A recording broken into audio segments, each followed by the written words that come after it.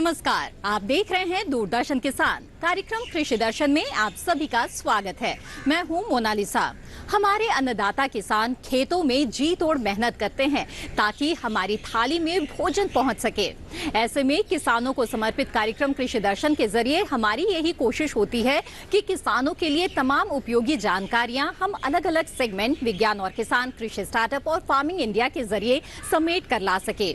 इसके साथ ही कुछ खास जानकारियों के लिए हम आपको लेकर चलते हैं कृषि एवं किसान कल्याण मंत्रालय के डीडी किसान स्टूडियो में भी। तो आइए शुरू करते हैं आज का ये कार्यक्रम।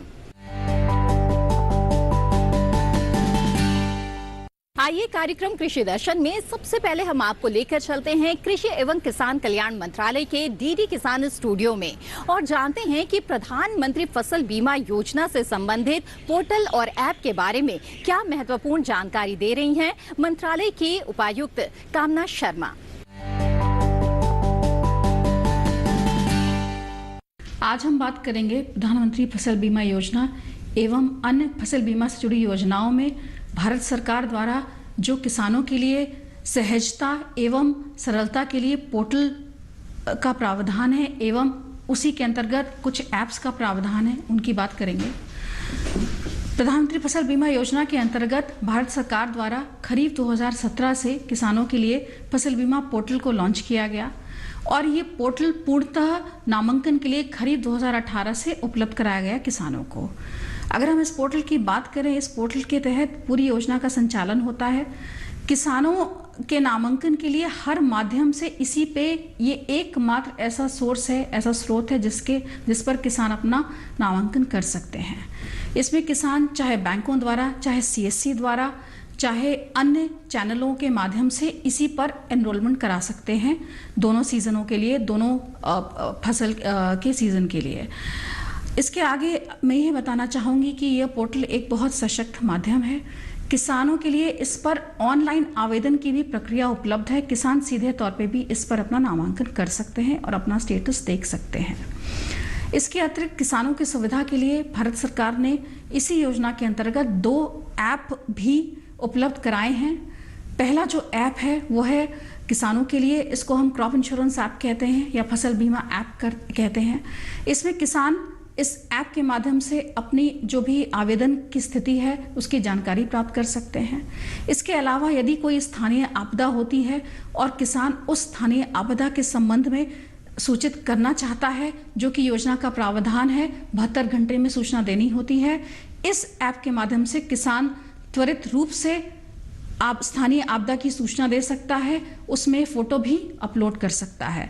ये एक बहुत अच्छी सुविधा है जिसके माध्यम से किसान बड़े ही आसान तरीके से मोबाइल नंबर के द्वारा पंजीकृत करके इससे आपदा की सूचना दे सकता है। दूसरा ऐप जो है वो राज्य सरकारों के लिए उपलब्ध कराया गया है। इसको हम CC ऐप या क्रॉप कटिंग एक्सपेरिमेंट ऐप कहते हैं।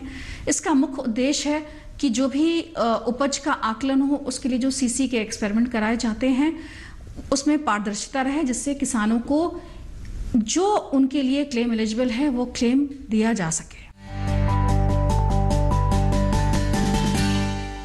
आइए कार्यक्रम कृषि दर्शन में देखते हैं सेगमेंट विज्ञान और किसान। किसानों के लिए मछली पालन आमदनी बढ़ाने का एक बेहद ही अच्छा स्रोत है। मछली पालन आसानी से किया जा सकता है और इसमें मुनाफे की काफी गुंजाइश है क्योंकि इसकी मांग साल भर रहती है। मछली पालन के दौरान आपको किन किन बातों का ध्यान रखना चाहिए, आइए जानते हैं इस रिपोर्ट के जरिए।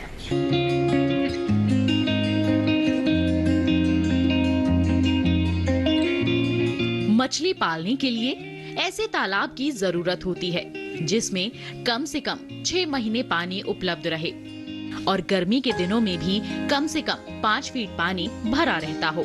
अगर ऐसा तालाब नहीं है तो अगल बगल से पानी की व्यवस्था करनी होगी। आप चाहें तो नया तालाब खुदवा सकते हैं। नए तालाब के लिए निचली जगह का चुनाव करें, ऐसी जगह जहां पानी ज्यादा समय तक रुकता हो। दोमट मिट्टी ज्यादा समय तक पानी रोकने वाली होती है। वैसे तो छोटे तालाब में मछली पल जाती है, लेकिन अगर कम से कम आधे एकड़ का तालाब होगा तो मछलियों की बढ़वार अच्छी होगी। तालाब आयताकार हो और चौड़ाई के मुकाबले लंबाई 3 गुना होनी चाहिए। तालाब की तलहटी में पेड़ की जड़ या पत्थर को ना छोड़ें। आगे चलकर ये मछली पकड़ने में रुकावट बनेंगे। अगर तालाब में पानी भरने के लिए नदी, नाला या नलकूप हैं, तो 5 से 6 फीट की गहराई काफी है, वरना ये 10 से 11 फीट रखनी होगी। मछली का बीज छोड़ने से 8 से 10 दिन पहले तालाब में गोबर और चूना डालना है। इससे मछलियों के लिए प्राकृतिक भोजन तैयार हो जाएगा। 1 हेक्टेयर के लिए 40 क्विंटल सड़े गोबर की जरूरत होती है। इसे एक साथ नहीं बल्कि हर माह थोड़ा थोड़ा करके डालते रहना है। शुरू में 8 क्विंटल, इसके बाद हर माह 4-4 क्विंटल। तालाब में चूना डालना बहुत जरूरी है, खास तौर से ऐसी जगहों पर जहाँ की मिट्टी अम्लीय है।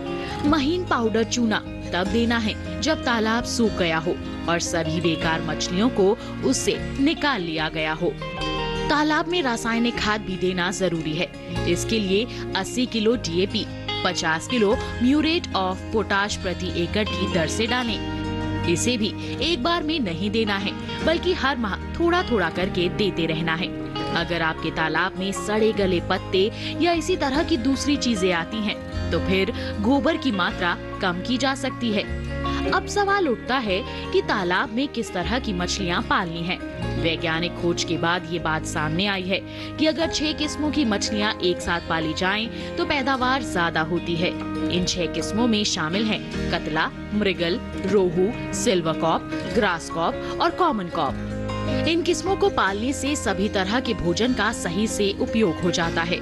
वैसे भी इन मछलियों की आपस में दोस्ती होती है और बड़ी मछलियां छोटे बच्चों को नहीं खाती। तालाब में जगह सीमित होती है, इसलिए बहुत ज्यादा मछलियों का बीज डालने का कोई फायदा नहीं है। अगर बीज बड़े आकार का यानी 3 इंच लंबा है, तो 1 एकड़ में 4000 बीजों की जरूरत होगी और अगर लंबाई 1 इंच है तो 10,000 बीज डालने होंगे। अच्छी बढ़त के लिए गोबर की खाद के अलावा पूरक आहार भी देना होता है। इसके लिए सरसों की खली और धान का कूड़ा समान मात्रा में मिलाकर सुबह शाम डालते रहें। बीज डालने के बाद हर महीने जाल डालकर मछली की बढ़वार को देखते रहें। अगर किसी तरह की बीमारी, दाग या घाव नजर आए तो विशेषज्ञ की सलाह जरूर लें। सुबह सूरज निकलने से पहले अगर मछली पानी के बाहर कूदे या हवा में मुंह खोलकर सांस लेने की कोशिश करें, तो समझ लें कि पानी में ऑक्सीजन की कमी है। पानी को बांस से पीटें, कुछ चूना पाउडर डाल दें या फव्वारा की तरह पानी को फेंकें। इससे पानी के ऑक्सीजन स्तर में सुधार आ जाएगा। पानी का रंग गहरा हरा होने पर पूरक आहार और खाद देना बंद कर दें। हरा रंग हल्का पड़ जाए तो पूरक आहार फिर से शुरू कर दें। अगर मछली पानी की सतह पर समूह बनाकर घूमे, तो समझ लें कि वो भोजन तलाश रही है। ऐसे में पूरक आहार बढ़ा दें। अगर मछली अकेले घूम रही है, तो इसका मतलब है कि वो बीमार है। तालाब से सभी मछलियों को एक साथ नहीं निकालना है, बल्कि थोड़ी थोड़ी करके पकड़ना है। इससे उत्पादन ज्यादा होगा। इस तरह 1 एकड़ तालाब से साल भर में 15 क्विंटल मछलियों का उत्पादन आसानी से किया जा सकता है। कार्यक्रम कृषि दर्शन में वक्त हो चला है एक छोटे से ब्रेक का। ब्रेक के बाद देखेंगे अगला सेगमेंट कृषि स्टार्टअप और मिलेंगे एक सफल किसान से। आप बने रहें दूरदर्शन किसान पर।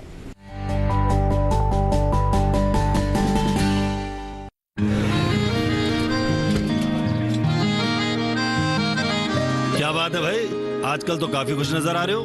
क्यों ना हो, अब मैं ऑर्गेनिक खेती जो कर रहा हूँ, ये पूरा प्राकृतिक है, ऑर्गेनिक है। इसमें हमारे खेत, हमारी फसल और हमारी जेब सब फायदे में होते हैं और इसमें लागत भी कम है। जी हाँ, आप भी ऑर्गेनिक खाद का प्रयोग करें, अपनी फसल और मिट्टी को तंदुरुस्त बनाएं और आपकी आमदनी में इजाफा करें। अधिक जानकारी के लिए किसान call centre toll free number 1800-180-1551 पर कॉल करें और लॉग ऑन करें kisan.gov.in और farmer.gov.in। कृषि और किसान कल्याण मंत्रालय द्वारा किसान हित में जारी।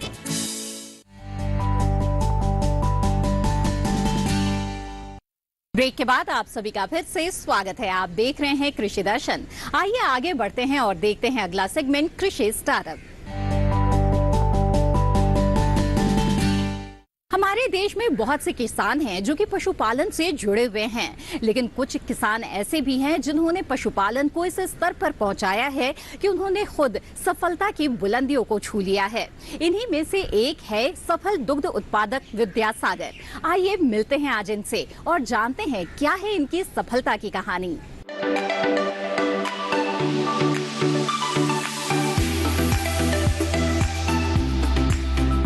विद्यासागर पलवल गांव बामनी खेड़ा हरियाणा के रहने वाले एक सफल दुग्ध उत्पादक हैं। इनके माता पिता सरकारी स्कूल में पढ़ाने के साथ साथ खेती और पशुपालन किया करते थे।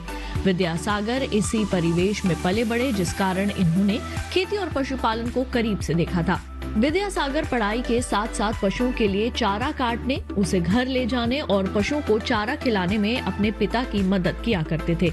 विद्यासागर ने अपनी प्रारंभिक शिक्षा पलवल में ही की। उसके बाद इन्होंने इंजीनियरिंग की तालीम भी ली। इंजीनियरिंग करने के बाद इन्होंने नौकरी करनी चाहिए, लेकिन अच्छी नौकरी न मिलने के कारण इन्होंने अपना व्यवसाय शुरू किया। 15 साल व्यवसाय करने के बाद विद्यासागर इमिग्रेशन लेकर ऑस्ट्रेलिया चले गए। वहां जाकर इन्होंने कृषि गतिविधियों को देखा, जिसमें इन्हें डेयरी फार्मिंग ने आकर्षित किया। ऑस्ट्रेलिया की डेयरी फार्मिंग को इन्होंने ज्यादा व्यवस्थित पाया। साथ ही देखा कि वहां के फार्मों में कम लोगों के साथ ज्यादा काम बड़े ही आसानी से हो रहे हैं। अपनी डेयरी फार्मिंग खोलने का सपना लिए विद्यासागर भारत लौटे और वर्ष 2013 में अपने डेयरी फार्मिंग की इकाई बनाई। 7 पशुओं से शुरू डेयरी फार्मिंग का सिलसिला 100 पशुओं तक जा पहुंचा। शुरू में इन्होंने अपने फार्म में केवल गाय रखी, बाद में वे भैंस भी रखने लगे। विद्यासागर ने अपने फार्म को आधुनिक तरीके से बनाया। इन्होंने गाय और भैंसों के लिए अलग अलग शेड बनाई, जिसमें पशुओं को हवा और क्रॉस वेंटिलेशन की उचित व्यवस्था थी। 15 से 16 फुट की ऊंचाई रखी और 12 फुट के किनारे बनवाए ताकि पशुओं को गर्मी ना लगे और उन्हें प्राकृतिक हवा मिल सके। ज्यादा से ज्यादा दुग्ध उत्पादन करने के उद्देश्य से विद्यासागर पशुओं का खास ख्याल रखते थे, जिसके लिए वे पशुओं के रखरखाव, अच्छा चारा और तमाम तरह की सुविधाओं का ख्याल रखते थे। इन्होंने पशुओं के पीने के पानी की भी खास व्यवस्था कराई ताकि पशु जब चाहे आसानी से साफ पानी पी सके। पशुओं के बैठने की जगह को भी व्यवस्थित कराया ताकि जब पशु नीचे बैठे तो उनके शरीर में रगड़ ना हो। किसान सेवा केंद्र पलवल से जुड़कर विद्यासागर डेयरी फार्मिंग की नई तकनीकों की सही जानकारियां हासिल करते हैं। साथ ही राष्ट्रीय डेयरी अनुसंधान संस्थान से इन्हें पशुओं के बारे में कई अहम जानकारियां भी मिलती हैं, जिसका इस्तेमाल वे अपने डेयरी फार्मिंग में करते हैं, जो कि इन्हें काफी मददगार साबित हुई है। विद्यासागर ने अपने डेयरी फार्म को पूरी तरह से आधुनिक और वैज्ञानिक तरीके से बनाया है। इनके फार्म में साफ सफाई का खास ख्याल रखा गया है।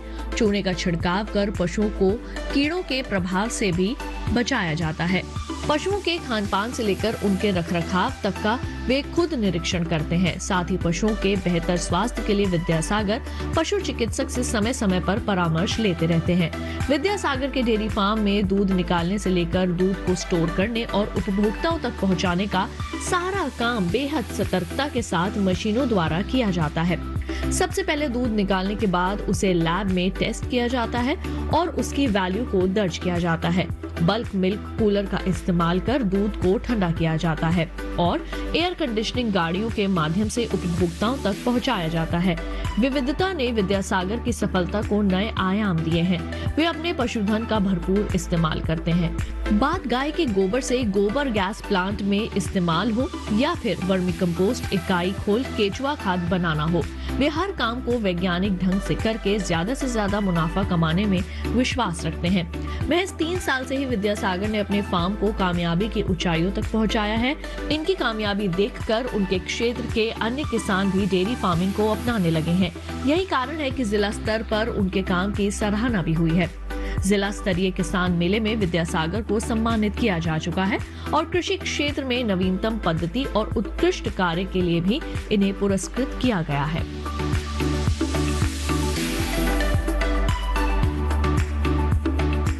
इसी के साथ कार्यक्रम कृषि दर्शन में वक्त हो गया है एक और छोटे से ब्रेक का। ब्रेक के बाद देखेंगे अगला सेगमेंट फार्मिंग इंडिया। आप बने रहें दूरदर्शन किसान पर।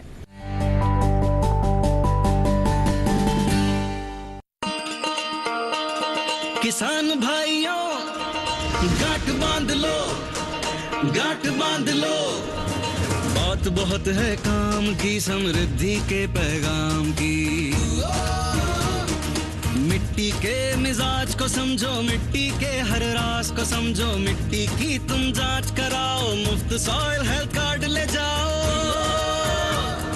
कभी मुनासिब बीज लगाओ, सही किस्म की खाद ले आओ, जितनी जरूरी उतनी डालो, सही मात्रा खुद पहचानो, इसको अपना मंत्र बना लो, मिट्टी की सेहत को जानो।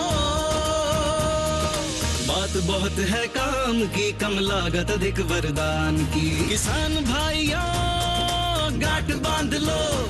आज ही मिट्टी की जांच कराएं, राज्य सरकार के कृषि अधिकारी से संपर्क करें और मुफ्त में सॉइल हेल्थ कार्ड पाएं। कृषि और किसान कल्याण मंत्रालय द्वारा किसान हित में जारी।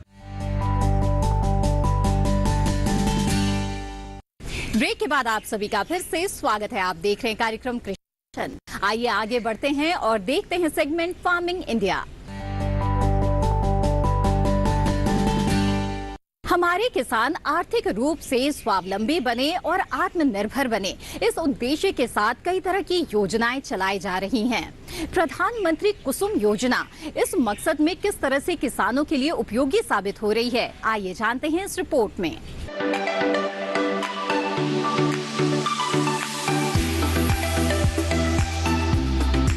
सरकार ने फरवरी 2019 में प्रधानमंत्री किसान ऊर्जा सुरक्षा एवं उत्थान महाअभियान पीएम कुसुम योजना शुरू करने की मंजूरी दी थी। इस योजना का मकसद सौर ऊर्जा क्षमता विकसित करने में किसानों की मदद करना है। इससे किसानों को आय बढ़ने के साथ ही खेती के लिए पानी की जरूरत पूरी होगी। इसके जरिए वर्ष 2022 तक 30.8 गीगावाट बिजली उत्पादन का लक्ष्य रखा गया है। इस योजना के तहत किसानों को सब्सिडी पर सोलर पैनल मिलते हैं, जिससे वे बिजली बना सकते हैं। जरूरत भर बिजली इस्तेमाल करके वे बाकी को बेचकर अतिरिक्त आय भी हासिल कर सकते हैं। इस योजना में 20 लाख किसानों को सोलर पंप बनाने में मदद की जाएगी। 15 लाख किसानों को ग्रिड से जुड़े सोलर पंप लगाने के लिए धन मुहैया कराया जाएगा। इस योजना पर सरकार ने 34,422 करोड़ रुपए खर्च करने का ऐलान किया है। पीएम कुसुम योजना के 3 घटक हैं। पहला, विकेंद्रित ग्रिड से जुड़ी 10,000 मेगावाट की क्षमता के सोलर पावर प्लांट स्थापित करना, जिसमें हर प्लांट की क्षमता 2 मेगावाट तक की होगी। दूसरा घटक 20 लाख सौर ऊर्जा चालित कृषि पंपों की स्थापना। 15 लाख किसानों के सिंचाई पंप को सोलर पंप से जोड़ना। इस योजना के जरिए बिजली और डीजल से चलने वाले सिंचाई पंप को सोलर एनर्जी से चलने वाले पंप में बदला जाएगा। सोलर पैनल से मिलने वाली बिजली का इस्तेमाल किसान पहले अपने सिंचाई के काम में करेंगे।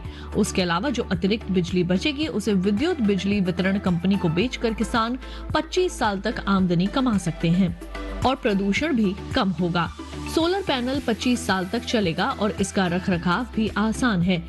इससे किसानों को हर साल 1 एकड़ पर 60,000 रुपए से 1 लाख रुपए तक की आमदनी अगले 25 साल तक हो सकती है। किसानों को अपने में सोलर पैनल स्थापित करने के लिए केवल 10% रकम का भुगतान करना होता है। केंद्र और राज्य सरकार किसानों को बैंक खाते में 60% की सब्सिडी देती है। केंद्र और राज्य की ओर से बराबर का योगदान देने का प्रावधान है और बैंक की ओर से 30% लोन का भी प्रावधान है। इस लोन को किसान अपने होने वाली आमदनी से भी आसानी से भर सकते हैं। किसानों को इस योजना का लाभ उठाने के लिए सरकारी वेबसाइट https://mnre.gov.in पर जाकर रजिस्ट्रेशन कराना होगा। इसके अलावा आधार कार्ड, प्रॉपर्टी के दस्तावेज और बैंक खाते की जानकारी भी देनी होगी।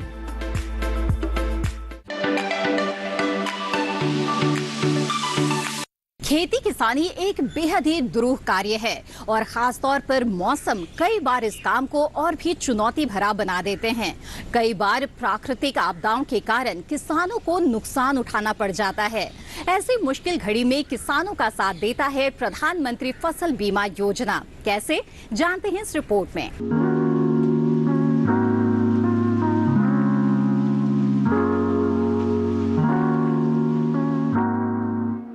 प्रधानमंत्री फसल बीमा योजना के तहत प्राकृतिक आपदा, कीड़े और रोग की वजह से सरकार द्वारा अधिसूचित फसल में से किसी नुकसान की स्थिति में किसानों को फसल बीमा और वित्तीय सहायता देना मुख्य काम है। इसके अलावा किसानों की खेती में रुचि बनाए रखने के प्रयास एवं उन्हें स्थायी आमदनी उपलब्ध कराना भी इस योजना का उद्देश्य है। कृषि के क्षेत्र में दिनों दिन हो रहे बदलाव और नई आधुनिक पद्धतियों को अपनाने के लिए प्रोत्साहित करना भी इस योजना का एक उद्देश्य है। इस योजना के अंतर्गत प्राकृतिक आपदाओं के कारण खराब हुई फसल के मामले में बीमा प्रीमियम बहुत कम रखा गया है। किसानों को खरीफ की फसल के लिए 2% प्रीमियम और रबी की फसल के लिए 1.5% प्रीमियम का भुगतान करना पड़ता है। इस योजना का लाभ उठाने के लिए कुछ किसान कुछ विशेष बातों का ख्याल रखें। जैसे फसल की बुआई के 10 दिनों के अंदर प्रधानमंत्री फसल बीमा योजना का फॉर्म भरना जरूरी होता है। फसल काटने से 14 दिनों के बीच अगर आपकी फसल को प्राकृतिक आपदा के कारण नुकसान होता है, तब भी आप बीमा योजना का लाभ उठा सकते हैं। बीमा की रकम का लाभ तभी मिलेगा जब आपकी फसल किसी प्राकृतिक आपदा की वजह से ही खराब हुई हो। किसान प्रधानमंत्री फसल बीमा योजना के लिए ऑफलाइन और ऑनलाइन दोनों तरीके से फॉर्म भर सकते हैं। अधिक जानकारी के लिए किसान नजदीकी बैंक की शाखा में जाकर फसल बीमा योजना का फॉर्म भर सकते हैं और इस योजना का लाभ उठा सकते हैं। किसानों के हित के लिए केंद्र सरकार द्वारा नित नए नियम और योजनाएं बनाई जा रही है। ऐसे में साल 2016 में प्रधानमंत्री फसल बीमा योजना भी सरकार द्वारा चलाई जाने वाली योजना है, जिससे किसानों की सहूलियत और बेहतर विकास होने में मदद मिल सके। बीते सालों में इस योजना का लाभ उठाकर किसानों ने और भी मजबूती के साथ कृषि में अपना योगदान देकर सफलता हासिल की है।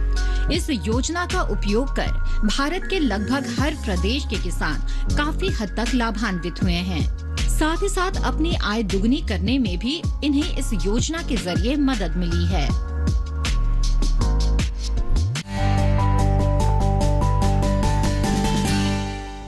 कार्यक्रम कृषि दर्शन में आज जो जानकारियां आपको दी गई है, हमें उम्मीद है कि ये आपके जरूर काम आएगी।